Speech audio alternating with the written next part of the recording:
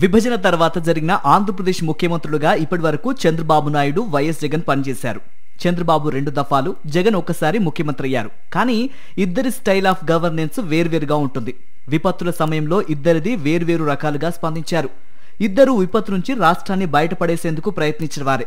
కానీ చంద్రబాబు మాత్రం నిరంతరాయంగా విపత్తు సమయంలో పనిచేస్తున్నట్టు 24 గంటలు మీడియాలో నానుతారు. జనాలంతా ఆయన గురించే చెప్పేలా చర్చ జరుగుతుంది. జగన్ మాత్రం తాను చెప్పాలనుకున్నది చెప్పేసి క్లుప్తంగా ముగించేసి అధికారులకు పూర్తి బాధ్యతలను అప్పగిస్తారు. చాలా సింపుల్ గా, సమర్థవంతంగా ప్రజల్ని ఆదుకుంటారు. కానీ చంద్రబాబే హైలైట్ అవుతారు.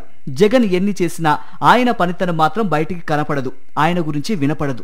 ఎంత గొప్పగా పనిచేసినా, ఎంత మేలు చేసినా ఈ రోజుల్లో దాన్ని ప్రచారం చేసుకోవాలి. లేదంటే విపక్షాలు మసిపూసి మారేడుకాయ చేస్తాయి. ఈ చెప్పుకోవటంలో, మీడియాతో పిఆర్ చేయించుకోవటంలో చంద్రబాబు బిగ్ సక్సెస్ అయితే జగన్ అంతే బిగ్ ఫెయిల్యూర్. చంద్రబాబు అధికారుల వెంటపడి మరీ పనులు చేయిస్తారు, అస్సలు నిద్రపోరు అనే వార్తలు విపత్తుల సమయంలో తరచూ వినపడే మాటలు. మోంతా తుఫాన్ విషయంలో 4-5 రోజులుగా ముఖ్యమంత్రి చంద్రబాబు నాయుడు చేసిన హడావిడి, దానికి మీడియా ఇచ్చిన ఎలివేషన్స్ నా భూతో అన్న లెవెల్లో ఉన్నాయి. హుదూద్ అప్పుడు కూడా సేమ్ ఇదే స్ట్రాటజీ. ఆయా ఏరియాస్ లో ఉన్న వారికి తప్ప మిగతా వారంతా చంద్రబాబు తుఫాన్ ఆపేశాడు అని నమ్మాల్సిందే. అలా ఉంటుంది ఆయన ప్రచారం. ఆర్టీజీఎస్ లో కూర్చొని ఎక్కడ ఏం జరుగుతుందో తెలుసుకోవటం, టెక్నాలజీని ప్రజలతో కనెక్ట్ చేయటం 2018లోనే చంద్రబాబు మొదలుపెట్టారు. ఆర్టీజీఎస్ మీద అతిగా ఆధారపడుతున్నారని, బాబు నమ్మకాన్ని ఆర్టీజీఎస్ బాధ్యులు ఆయన్ని ఊహల్లో ఉంచడానికి ఉపయోగించుకున్నారు అనే విమర్శలు కూడా అప్పట్లో వినిపించాయి. అదే సమయంలో ఆయన విజయవాడ బుడమేరు విషయంలో కూడా విమర్శలను ఎదుర్కొన్నారు. ఎన్ని విమర్శలున్నా, ఏం చేసినా చేయకపోయినా చంద్రబాబు మాత్రం తుఫాన్ ఆపేశాడు, విపత్తులని భయపెట్టాడు అనేది చాలా మంది నమ్మే నిజం. మాజీ ముఖ్యమంత్రి వైఎస్ జగన్ విషయానికొస్తే కరోనా సమయంలో ఆయన ప్రదర్శించిన తీరును ఎవరూ కాదనలేరు. దేశం కాదు, ప్రపంచమంతా కరోనా బారిన పడి మృత్యుఘోష వినిపిస్తూ ఉంటే జగన్ మాత్రం నిశ్శబ్దంగానే సరైన సమయంలో సరైన నిర్ణయాలు, క్యాంపు కార్యాలయంలోనే కూర్చొని బయటకు కనిపించకుండా ఆదేశాలు జారీ చేసి మరణాల సంఖ్యను భారీగా తగ్గించగలిగారు. అధికారులతో అదే పనిగా సమీక్షలు చేయరు.